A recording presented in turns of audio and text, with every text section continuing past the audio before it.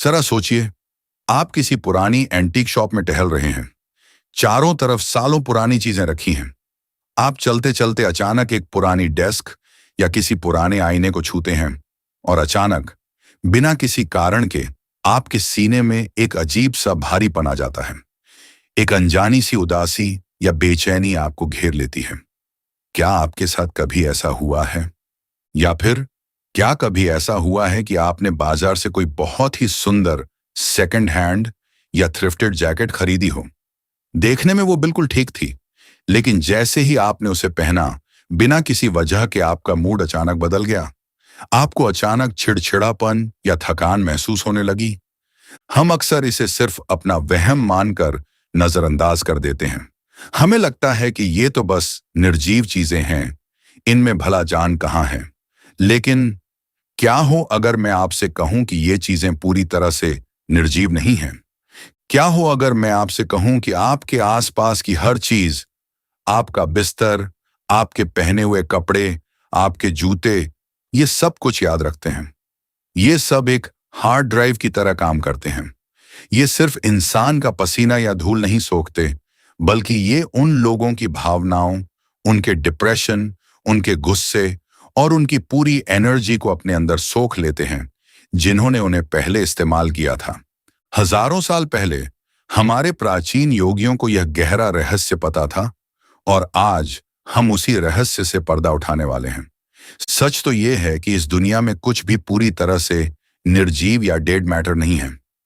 हर वस्तु, चाहे वो आपके कपड़े हों, आपका बिस्तर हो या आपके जूते, सब कुछ परमाणुओं से बना है, जो लगातार कांप रहे हैं, वाइब्रेट कर रहे हैं।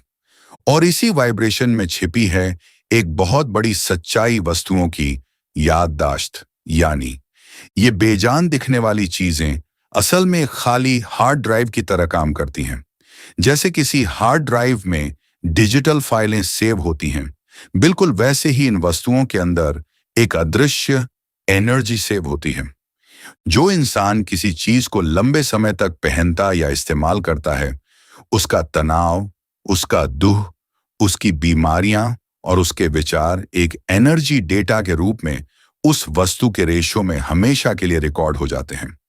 असल में आप सिर्फ किसी और का कपड़ा नहीं पहनते, आप उनकी एनर्जी पहनते हैं।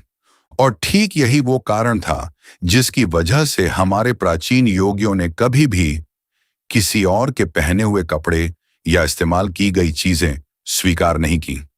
वो गहराई से जानते थे कि किसी दूसरे इंसान की नेगेटिव एनर्जी उनकी सालों की तपस्या और चेतना को एक झटके में दूषित कर सकती है। आज के इस वीडियो में हम भारतीय दर्शन और योग विज्ञान के उसी सबसे गहरे और प्राचीन सिद्धांत तन्मात्रा को डिकोड करने वाले हैं। हम समझेंगे कि रेसिड्यूअल एनर्जी, यानी वस्तुओं में बची हुई इस अदृश्य ऊर्जा के पीछे का असली विज्ञान क्या है। और सबसे जरूरी बात, मैं आपसे वादा करता हूं कि इस वीडियो के अंत तक आप यह पूरी तरह से सीख जाएंगे कि पुरानी चीजों से इस अवांछित ऊर्जा को कैसे साफ किया जाता है, ताकि आप अपनी खुद की ऊर्जा और मानसिक शांति को हमेशा सुरक्षित रख सकें। तो आखिर यह तन्मात्रा है क्या? आइए इस रहस्य को थोड़ा गहराई से समझते हैं। हमारे प्राचीन सांख्य दर्शन और योग विज्ञान में ब्रह्मांड को समझने के लिए एक बहुत ही शक्तिशाली शब्द का जिक्र आता है, तन्मात्रा। अगर हम इसे आज की आसान भाषा में डिकोड करें, तो इसका मतलब होता है किसी भी भौतिक वस्तु का सबसे सूक्ष्म तत्व। आधुनिक विज्ञान हमें बताता है कि जब हम दुनिया में किसी भी चीज को छूते हैं, मान लीजिए आपने किसी कांच के गिलास को पकड़ा या कोई किताब उठाई, तो आप उस वस्तु की सतह पर अपना पसीना, स्किन सेल्स या अपनी उंगलियों के निशान छोड़ देते हैं, जिसे हम फिंगरप्रिंट कहते हैं। कोई भी फॉरेंसिक एक्सपर्ट इन फिंगरप्रिंट्स को आसानी से ढूंढ सकता है। लेकिन प्राचीन भारत का योग विज्ञान इस भौतिक विज्ञान से कई सौ कदम आगे की बात करता है। योग कहता है कि जब आप किसी वस्तु के संपर्क में आते हैं, तो आप वहां सिर्फ अपना फिंगरप्रिंट नहीं छोड़ते, बल्कि आप वहां अपना एनर्जी प्रिंट, यानी ऊर्जा की छाप भी छोड़ आते हैं। इसे ऐसे समझिए, इंसान का शरीर सिर्फ हार्ड मांस का ढांचा नहीं है, हम चेतना और ऊर्जा का एक जीता जागता पावर हाउस है। हमारी हर सोच, हमारे मन की हर भावना का अपना एक अलग कंपन होता है। जब आप बहुत तनाव में होते हैं, गहरे डिप्रेशन में होते हैं या किसी गुस्से में होते हैं, तो आपके शरीर से एक बहुत ही भारी और डेंस ऊर्जा निकलती है। जब आप उस तनावपूर्ण मानसिक स्थिति में किसी कपड़े को रोज पहनते हैं या किसी बिस्तर पर लगातार सोते हैं, तो आपकी वो भारी ऊर्जा, आपके वो नकारात्मक विचार धीरे धीरे उस वस्तु के रेशों के अंदर सोख लिए जाते हैं। आपकी भावनाओं का एक छोटा सा अदृश्य हिस्सा हमेशा के लिए उस वस्तु में कैद हो जाता है। यही अदृश्य ऊर्जा जो उस भौतिक वस्तु के अंदर गहराई तक बस गई है, उसे ही तन्मात्रा कहते हैं। यह उस वस्तु का एनर्जेटिक फुटप्रिंट है। आप इसे किसी माइक्रोस्कोप से नहीं देख सकते, ना ही आप इसे वॉशिंग मशीन में साबुन डालकर धो सकते हैं, लेकिन यह उस वस्तु में जीवित रहती है। और जब कोई दूसरा इंसान उस कपड़े को पहनता है, तो वह अनजाने में उस पुरानी ऊर्जा को अपने शरीर में प्रवेश करने की इजाजत दे देता है। अब जब आप तन्मात्रा के सूक्ष्म विज्ञान को समझ चुके हैं, तो आपके लिए यह समझना बहुत आसान हो जाएगा कि प्राचीन भारत के योगी और साधु दूसरे की चीजें इस्तेमाल करने को लेकर इतने कठोर क्यों थे। क्यों वो किसी राजा के दिए हुए कीमती कपड़े पहनने के बजाय पेड़ों की छाल, जानवरों की पुरानी छाल या बिना सिले साधारण सूती कपड़े पहनना ज्यादा पसंद करते थे। इसे समझने के लिए आपको एक योगी के असली मकसद को समझना होगा। एक योगी अपना पूरा जीवन दशकों की कड़ी तपस्या, गहरे ध्यान और प्राणायाम में लगा देता है। यह सब वो क्यों करता है? ताकि वह अपने नर्वस सिस्टम और शरीर के अंदर बहने वाली 72,000 नाड़ियों को पूरी तरह से शुद्ध कर सके। आप एक योगी के शरीर और मन को एक बेहद बारीकी से ट्यून किए गए रेडियो एंटीना की तरह समझ सकते हैं। सालों की मेहनत से उन्होंने अपनी ऊर्जा की फ्रीक्वेंसी को ब्रह्मांड की सबसे सात्विक और शांत अवस्था पर सेट कर लिया होता है। अब जरा कल्पना कीजिए, क्या होगा अगर वो योगी किसी ऐसे इंसान का पहना हुआ कपड़ा धारण कर ले जिसका मन हमेशा क्रोध, वासना, डर या गहरे दुख से भरा रहा हो। जैसे ही वो योगी उस कपड़े को पहनेगा, उस कपड़े में बसी हुई वो नकारात्मक तन्मात्रा, पुरानी ऊर्जा तुरंत योगी के उस शुद्ध एनर्जी फील्ड के संपर्क में आ जाएगी। ये बिल्कुल वैसा ही है जैसे किसी बहुत ही सुरीले और साफ बज रहे एफएम रेडियो में अचानक से स्टैटिक नॉइज या तेज खरखराहट शुरू हो जाए। दूसरे इंसान की वो भारी और दूषित ऊर्जा योगी के सालों के ध्यान में रुकावट डाल सकती थी। उनके लिए किसी और का पहना हुआ कपड़ा सिर्फ सूत का टुकड़ा नहीं था, बल्कि वो उस दूसरे इंसान का मानसिक कचरा और उसका कर्म था। अपने शरीर के उस पवित्र और शांत संतुलन को बनाए रखने के लिए ही उन्होंने कभी किसी के इस्तेमाल किए हुए कपड़ों को नहीं छुआ। अब आपके मन में यह सवाल जरूर आ रहा होगा कि आखिर एक बेजान कपड़ा या कोई फर्नीचर किसी इंसान की भावनाओं या ऊर्जा को अपने अंदर स्टोर कैसे कर सकता है? इसका जवाब छुपा है भौतिक विज्ञान के एक बहुत ही साधारण से नियम में, जिसे हम पोरस मैटर यानी छिद्र युक्त पदार्थ कहते हैं। प्रकृति से मिलने वाली हर जैविक चीज, चाहे वह सूत हो, रेशम हो या ऊन हो, वह पूरी तरह से ठोस नहीं होती। अगर आप किसी सूती कपड़े के धागे को माइक्रोस्कोप के नीचे रखकर देखेंगे, तो आपको उसमें हजारों लाखों बारीक छेद या खाली जगह दिखाई देंगे। ये प्राकृतिक रेशे असल में सांस लेते हैं, और ब्रह्मांड का एक बहुत ही सीधा सा नियम है, जो चीज सांस ले सकती है वह चीज सोख भी सकती है। जब आप गर्मियों में कॉटन के कपड़े पहनते हैं, तो वो आपका पसीना आसानी से सोख लेते हैं, लेकिन वो सिर्फ उस शारीरिक नमी को ही नहीं सोख रहे होते। उस नमी के साथ आपके शरीर से निकलने वाले स्ट्रेस हार्मोन्स और उस पल की आपकी भारी मानसिक ऊर्जा भी उन बारीक छिद्रों के अंदर गहराई तक समा जाती है। प्राकृतिक रेशे एक एनर्जी स्पंज की तरह काम करते हैं, और यह बात सिर्फ कपड़ों तक सीमित नहीं है। कोई भी प्राकृतिक और ऑर्गेनिक चीज जो कभी जीवित थी, जैसे पेड़ की लकड़ी, वुड या जानवरों का चमड़ा, वो भी बहुत ज्यादा पोरस होती है। इसीलिए किसी पुरानी लकड़ी की कुर्सी या पुराने चमड़े के जूतों में इंसानी ऊर्जा बहुत ही आसानी से और लंबे समय तक लॉक हो जाती है। इसके विपरीत जो चीजें इंसान ने रसायनों से फैक्ट्रियों में बनाई हैं, जैसे नायलॉन, पॉलिएस्टर या प्लास्टिक, वो सांस नहीं लेती, इसलिए वो ऊर्जा को उस तरह से स्टोर नहीं कर पाती।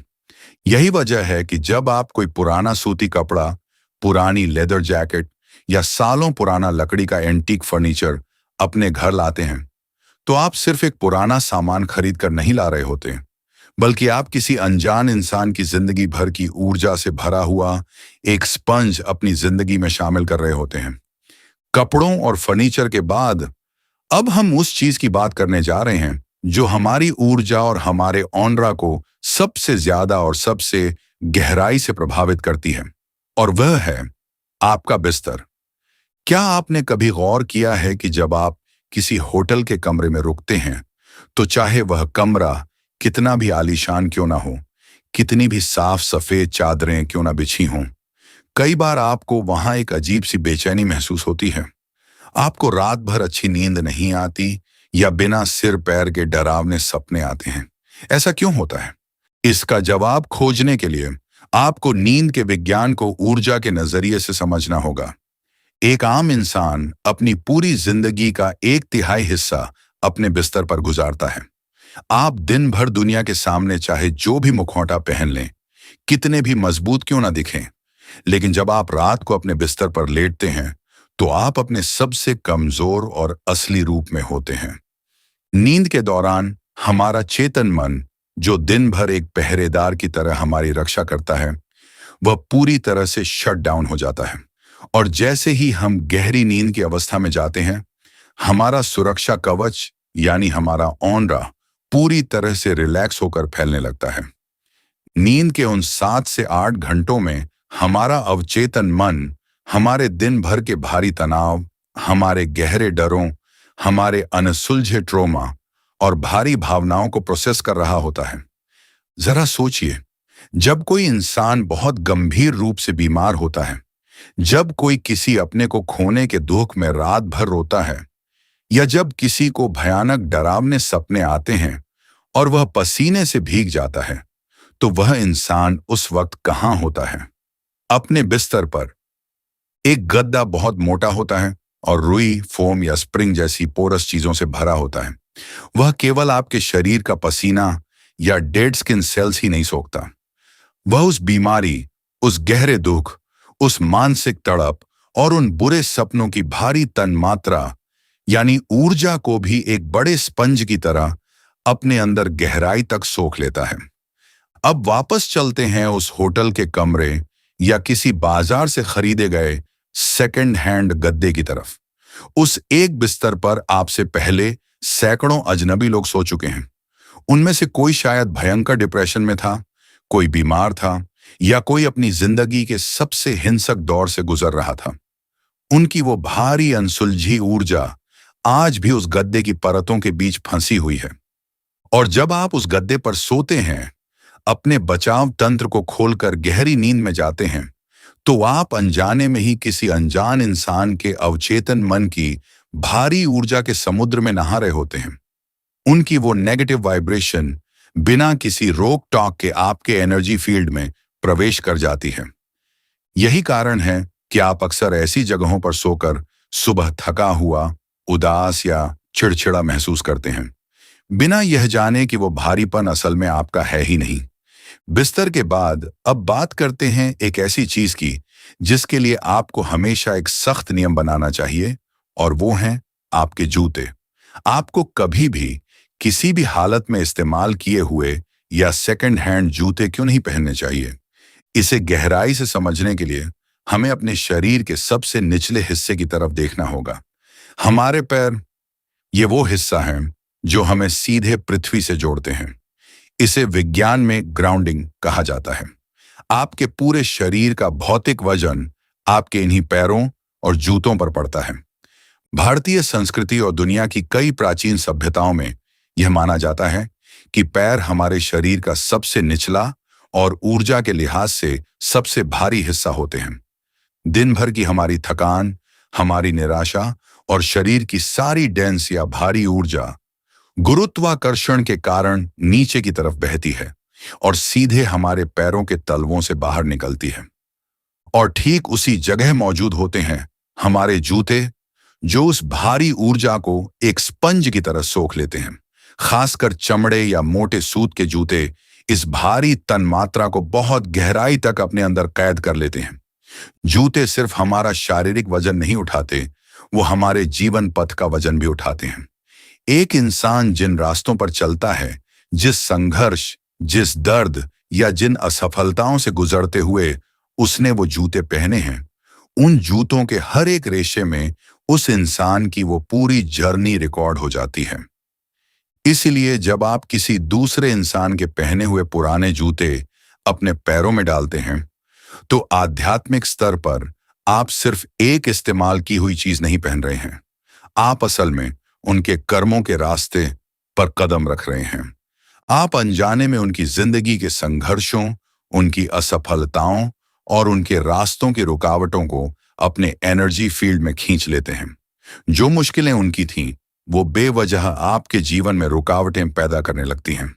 आप एक पुराने कपड़े की ऊर्जा को शायद फिर भी किसी तरह साफ कर लें, लेकिन किसी इंसान के रास्तों की उस भारी ऊर्जा को जूतों से बाहर निकालना बेहद मुश्किल है।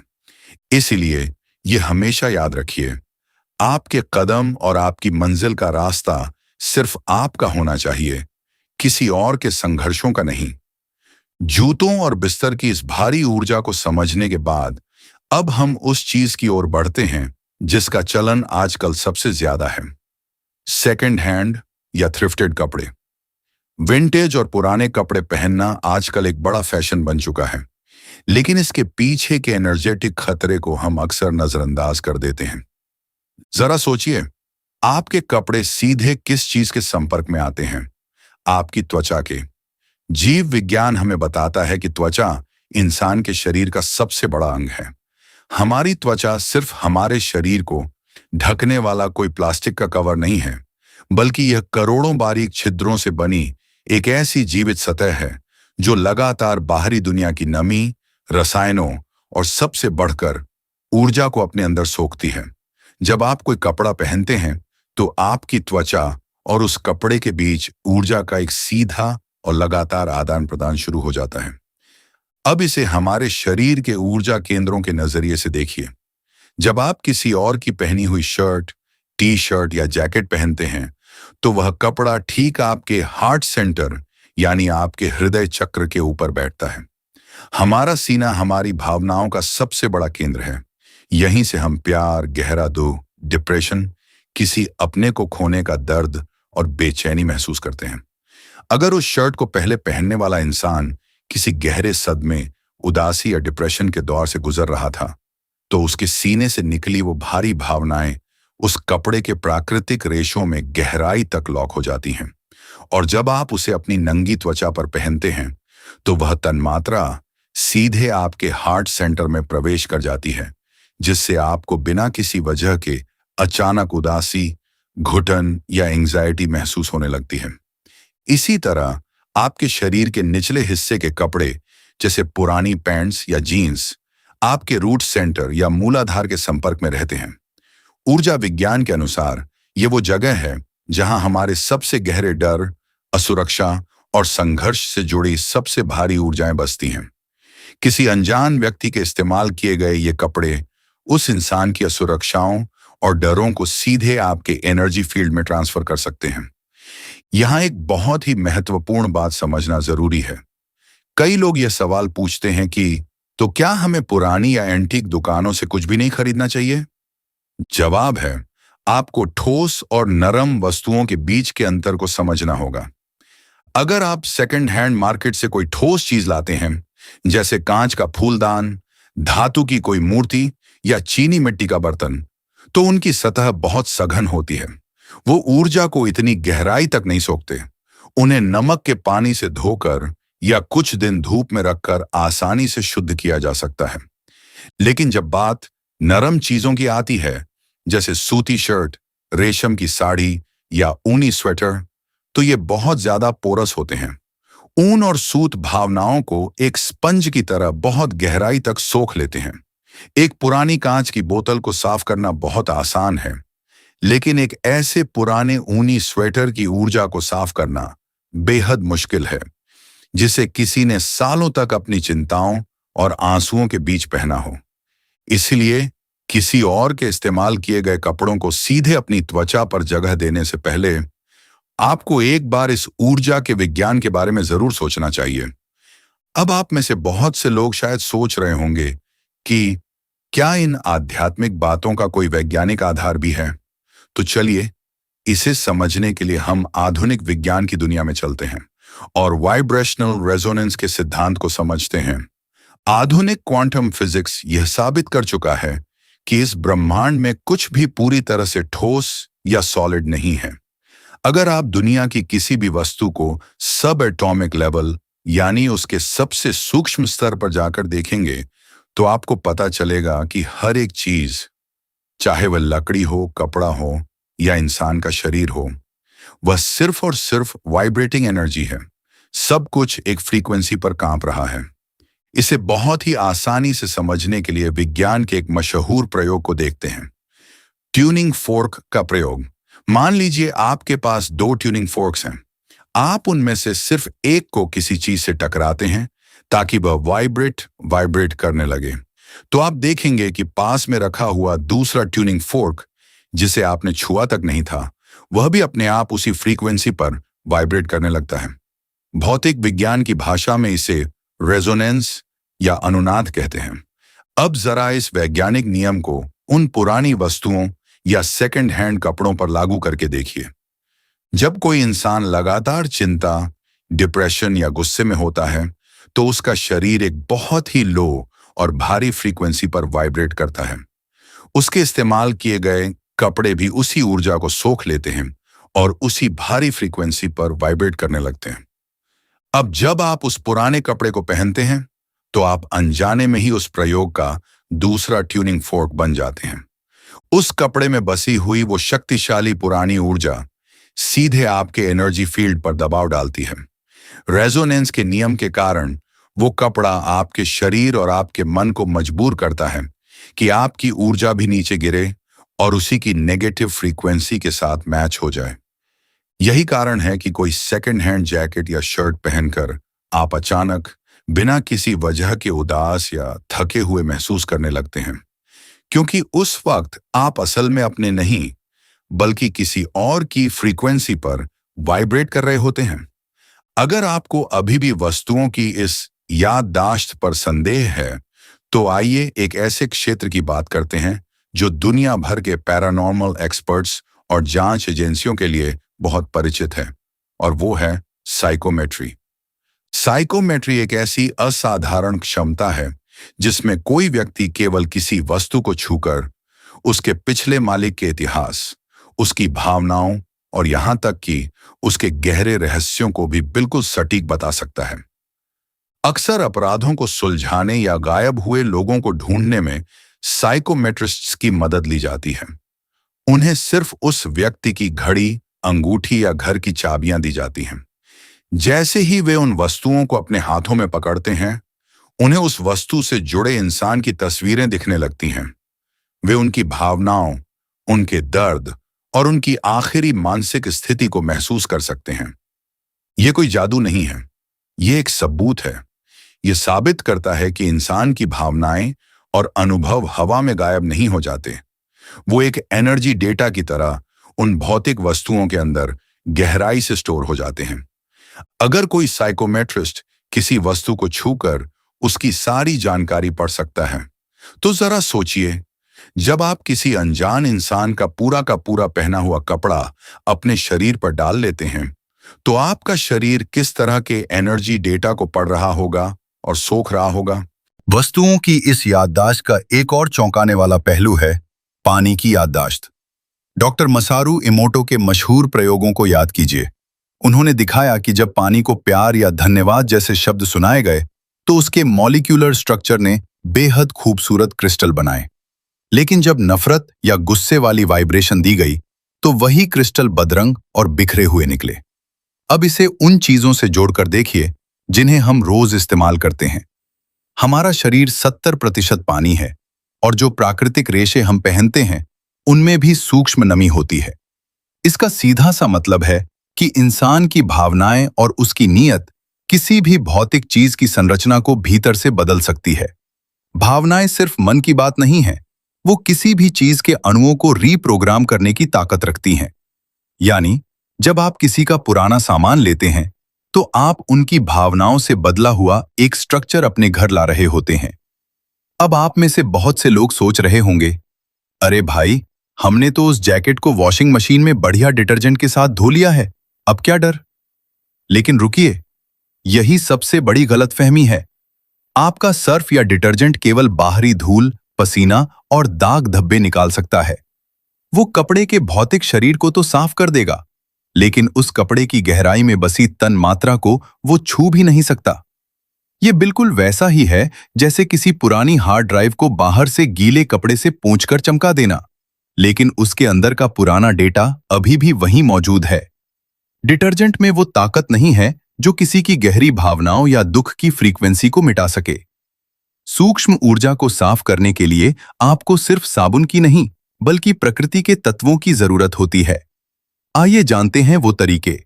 अगर आपने कोई पुरानी चीज या एंटीक सामान खरीद लिया है तो घबराइए मत। प्राचीन योगियों ने हमें इन चीजों को शुद्ध करने के लिए एक बहुत ही शक्तिशाली तरीका दिया है, जिसे हम कहते हैं द 4 एलिमेंट्स प्रोटोकॉल। यानी प्रकृति के 4 तत्वों का इस्तेमाल करके किसी भी वस्तु की पुरानी तन्मात्रा या याददाश्त को मिटाना। 1. पृथ्वी तत्व, नमक। सबसे पहला और सबसे शक्तिशाली तरीका है नमक।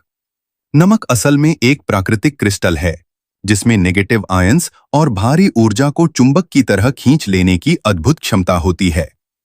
अगर आपने कोई पुराना कपड़ा खरीदा है तो उसे साधारण पानी में धोने से पहले कम से कम आधे घंटे के लिए समुद्री नमक मिले हुए पानी में भिगो दें। अगर वह कोई ठोस वस्तु है जैसे अंगूठी या गहने, तो उसे 24 घंटे के लिए सूखे नमक के ढेर में दबाकर छोड़ दें। नमक उस वस्तु के अंदर की सारी पुरानी ऊर्जा को सोख लेगा। 2. अग्नि तत्व, सूर्य का प्रकाश। सूरज की रोशनी ब्रह्मांड की सबसे शुद्ध प्राण ऊर्जा का स्रोत है। सूर्य की किरणें सिर्फ कपड़ों को सुखाती नहीं हैं, बल्कि वे उस वस्तु के अंदर गहराई तक जाकर स्टैग्नेंट या ठहरी हुई पुरानी ऊर्जा को जलाकर राख कर देती हैं। किसी भी पुरानी चीज को इस्तेमाल करने से पहले उसे कम से कम 24 घंटे के लिए सीधी और तेज धूप में रखें। यह उस वस्तु के एनर्जी डेटा को रीसेट कर देता है। 3. वायु तत्व, धुआं। धुआं वहां तक पहुंच सकता है जहां हमारे हाथ नहीं पहुंचते। पालो सैंटो, सेज या भारत में पाए जाने वाले शुद्ध लोबान और गूगल का धुआं किसी भी वस्तु के चारों तरफ के भारी एनर्जी फील्ड को तोड़ देता है। जब आप इस पवित्र धुएं को किसी वस्तु के चारों तरफ घुमाते हैं तो वह उसकी चिपचिपी या नेगेटिव ऊर्जा को हवा में बिखेर देता है। 4. आकाश तत्व, ध्वनि। आखिरी और सबसे सूक्ष्म तरीका है ध्वनि या वाइब्रेशन। जैसा कि हमने जाना, नेगेटिव ऊर्जा एक लो फ्रीक्वेंसी पर होती है। जब आप किसी वस्तु के पास तिब्बती सिंगिंग बाउल बजाते हैं या मंदिर की घंटी की गूंज पैदा करते हैं या फिर किसी शक्तिशाली मंत्र का उच्चारण करते हैं, तो उस आवाज की हाई फ्रीक्वेंसी वाइब्रेशन उस वस्तु के अंदर जमी हुई स्टैटिक नॉइज को तोड़ देती है। यह बिल्कुल वैसा ही है जैसे किसी पुराने रिकॉर्ड को मिटाकर उसे फिर से नया बना देना। इन 4 तत्वों का सही इस्तेमाल करके आप किसी भी पुरानी वस्तु को अपनी ऊर्जा के लिए सुरक्षित बना सकते हैं। लेकिन एक हार्ड रूल हमेशा याद रखिए, भले ही आप बाकी सब कुछ शुद्ध कर लें, पर 3 चीजें ऐसी हैं जो आपको। दोस्तों, अगर आप इस विज्ञान को और भी गहराई से समझना चाहते हैं तो आप महर्षि पतंजलि के योग सूत्र का शौचखंड पढ़ सकते हैं और डॉक्टर मसारू इमोटो की दी हिडन मैसेजेस इन वाटर को भी पढ़ सकते हैं। दोस्तों, मेरी एक छोटी सी सलाह यह है कि भले ही आप पुराने कपड़े साफ कर लें, पर अपनी ऊर्जा को शुद्ध रखने के लिए अपने बिस्तर और जूते हमेशा नए ही खरीदें। इस प्राचीन ज्ञान को अपनाएं और अपनी चेतना को हमेशा सात्विक रखें।